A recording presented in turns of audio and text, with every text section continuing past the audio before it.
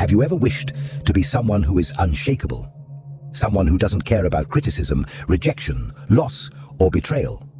Have you ever dreamed of the day when you will finally stop feeling that silent pain, that anguish that eats you up inside, even when you pretend to be fine on the outside? Maybe you're tired of trying to please everyone, of maintaining an image that requires strength all the time, when in reality, all you wanted was to rest, just for a moment, from the pressure of being untouchable. But let me tell you something that perhaps no one has had the courage to say. As long as you try to avoid pain, it will continue to control you. As long as you try to numb yourself, to protect yourself, to hide, you will remain a hostage to everything that happens around you, to the words that hurt you, to the actions that disappoint you, to the silences that kill you inside. And this is not weakness. This is the reality for most people. The difference is that some pretend better than others. Carl Jung, one of the greatest names in depth psychology, said that we are not what happens to us, but what we choose to become. And that's where the key lies. It's not about shielding yourself from the world. It's not about becoming cold, indifferent, or untouchable. It's about integrating. It's about bringing to light everything that currently affects you in the dark. Because true strength is not the absence of pain, but the full awareness of who you are, even when you are bleeding. If you've made it this far, it's not by chance. This video is for you who are tired of hurting yourself with everything and everyone. It's for you who feel that you are always at an emotional disadvantage, as if other people have a power over you that you don't understand. I want to show you that it doesn't have to be this way, but for that, you will have to face some truths that may hurt. And perhaps, for the first time, this pain will set you free. Let's get started. You believe that what hurts you is out there, in the actions of others, in poorly chosen words, in the abandonments you have suffered, in the betrayals you did not expect.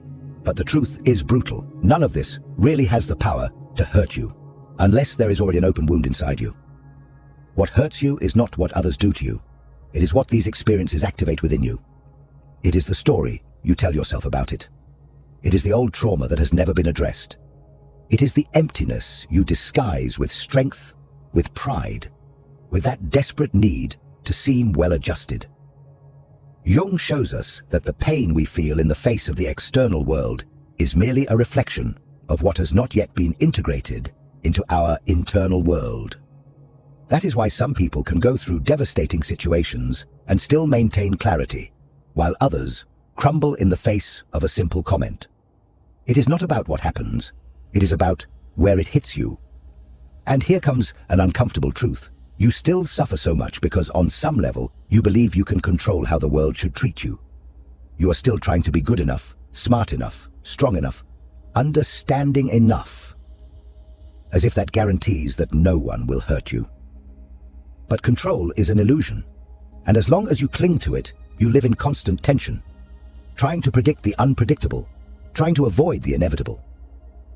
Do you want to stop suffering? Then stop protecting yourself from suffering. What you need is not more control, but more awareness. As long as you believe that people need to change for you to stop feeling pain, you will remain enslaved by the actions of others.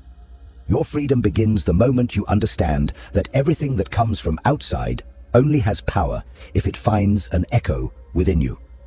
And this is exactly where the true battlefield lies, the unconscious. What you do not see, do not understand, and do not master, masters you. And this is what we will explore in the next part. Get ready to dive one level deeper, because that is where true transformation begins. If this content is making sense to you, click the subscribe button and subscribe to the channel. Thank you for your support.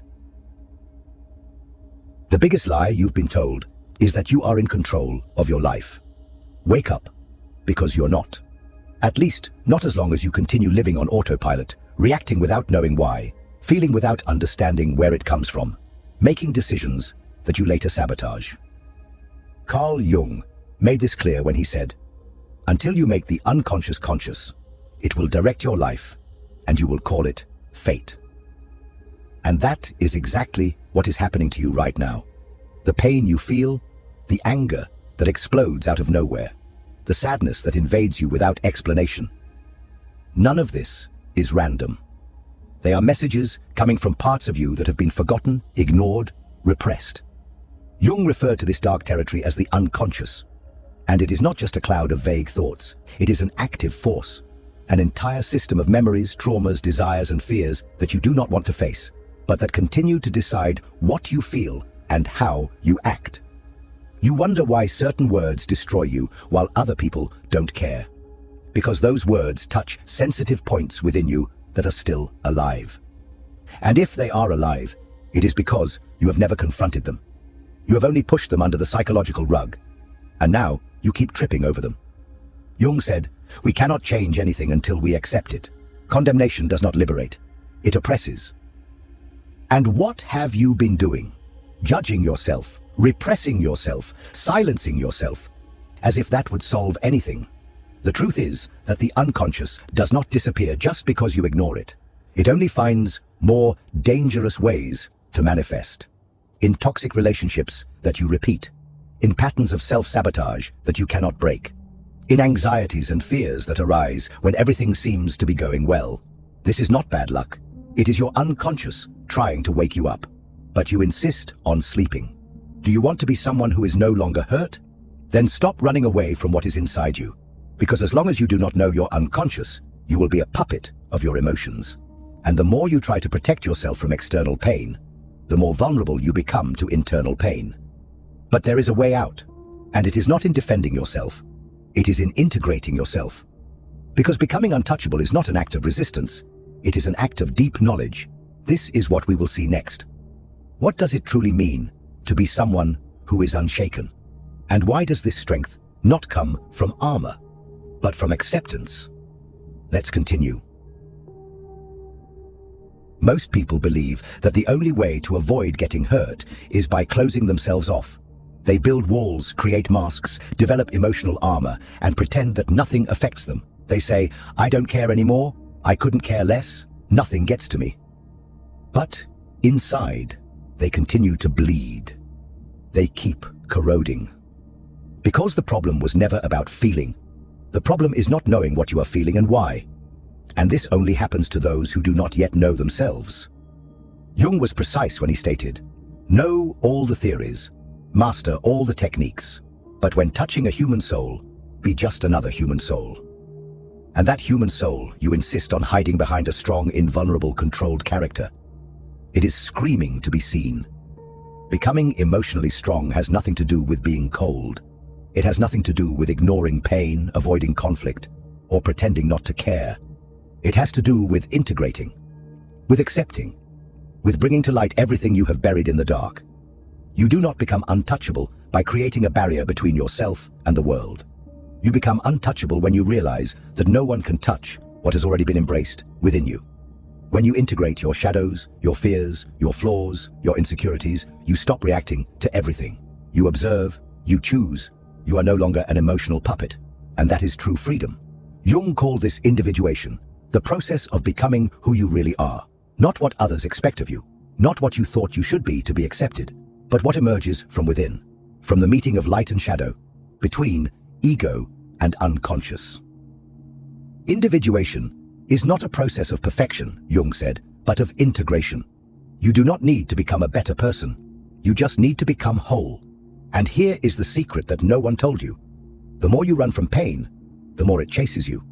The more you try not to be affected, the more fragile you become. But when you face your own wounds, when you accept who you are, with all that is beautiful and ugly, noble and shameful, nothing outside has the power to dismantle you. However, this path requires courage. Courage to look within. Courage to abandon the masks. Courage to feel. Because it is precisely in pain that the key to transformation is hidden. And that is what we will discover in the next part. How suffering, far from being an enemy, can become the gateway to your true strength. Let's dive deeper, and this time, without fear. You learned to hate pain. Since you were little, you were taught that suffering is a sign of weakness, that crying is a waste of time, that feeling too much makes you vulnerable, and so you began to run, to avoid, to deny. But the more you flee from suffering, the more it chases you. And the worst part, it changes form. It disguises itself as anxiety, anger, apathy, boredom, self-destructive impulses that you don't even understand where they come from. Ignored pain does not disappear. It just digs tunnels inside you until one day, without warning, everything collapses. Jung saw suffering in a completely different way. He believed that pain was the messenger of the soul, the alarm of the unconscious, the language that the self, what you are in your entirety, uses to get your attention. He said, "Depression is like a lady in black. If she appears, don't push her away. Invite her to sit down, offer her a coffee, and listen to what she has to say." But you don't listen. You silence yourself, distract yourself, keep yourself busy, numb yourself. You do everything to avoid looking at what really matters. What is this pain trying to show you? The truth is that suffering only hurts so much because you are still at war with yourself. There is still a part of you wanting to grow, and another part wanting to keep everything as it is. There is something inside you that cries out for transformation, but your ego, accustomed to control, tries to suffocate that call. And it is in this friction that pain is born. Because change hurts, growth hurts. Letting go of old beliefs, cutting toxic ties, allowing what no longer serves you to die. All of this is a mourning, an internal process of death and rebirth. But it is precisely in this space of ruin that something new can be born. Because when everything in you is deconstructed, when certainties crumble, when pain lays bare your vulnerability, you can finally see who you really are without the layers of protection, without the performance, without the mask. And at that exact point, suffering becomes sacred. Because it brings you to your knees before the only thing that can set you free, yourself. Jung knew this. He understood that suffering is not a failure of the system. It is part of the process. Pain is not the end of the road. It is the beginning of the journey towards individuation. The problem is that most people give up before crossing that dark valley. They flee. They distract themselves. They return to the surface. But not you. If you have made it this far, it is because you are ready to cross. And in the next part, we will understand how this crossing process happens, how the path of individuation, no matter how lonely and brutal it may seem, is what finally sets you free. Let's continue. It's getting deeper now. Few people have the courage to begin the journey of individuation, and even fewer have the courage to complete it. Because this path does not promise comfort, does not offer guarantees, does not protect your ego, it destroys it. Jung referred to individuation as a process of becoming who you are. But this means, above all, unlearning what you think you are. And that hurts more than any external rejection, because you start to realize that much of what defined you until now was an illusion. You are not your achievements. You are not your traumas. You are not the image you constructed to be loved, respected, or admired. All of this was what you created to survive. But surviving is not living, and individuation is life's call beyond survival. It is when the unconscious begins to push everything that has been repressed, hidden, and distorted to the surface. Individuation requires the dissolution of the persona, Jung wrote, for it is merely a mask of collective convenience. In other words, you will need to tear off your own skin to discover what lies beneath. It is in this process that you begin to become untouchable. Not because nothing affects you anymore, but because you have already gone through the fire. You have faced your monsters. You have looked into the eyes of your shame, your neediness, your anger, and said, "I see you, and you no longer control me." It is this internal clarity, this lucidity in the face of your own darkness, that gives you a strength that does not depend on approval, recognition, or control. You no longer need to be loved by everyone. You no longer need to win every argument. You no longer need to appear strong, because you know who you are, and no one can take that away from you. True emotional armor is not a shell, it is a core. It is the integration of all your parts into a center of consciousness that remains unshaken in the face of storms. You may feel pain, but it does not break you. You may be hurt, but you do not lose yourself, because you have stopped being reactive and have become whole. You have stopped living on the surface and have begun to inhabit the depths. However, this depth comes at a price: loneliness. Not because you will be alone, but because few people can accompany you on this journey. Most are still trapped on the surface in masks, in the fear of feeling. And when you begin to free yourself, you inevitably distance yourself. But this distancing is not rejection. It is maturation. You do not distance yourself out of pride. You distance yourself because you no longer fit where you once hid. And this brings us to the final point of this journey: consciousness as a shield. Because it is not strength that protects you. It is clarity. This is what we will discuss in the last part. Consciousness as the only state in which nothing, absolutely nothing, has more power over you. Let's finish this crossing together. We are almost there. Now that you've made it this far, there is something that needs to be said very clearly. Nothing, absolutely nothing, will shield you from external suffering if you remain unconscious of what happens within you. The words will continue to hurt. The rejections will continue to sting. The losses will keep bringing you down until you awaken. And awakening is not a magical event. It is a daily choice. It is looking within even when it hurts. It is taking responsibility for everything you feel without blaming others, the past, or fate anymore. Carl Jung said, "What you resist persists. What you accept transforms." You have spent your whole life resisting.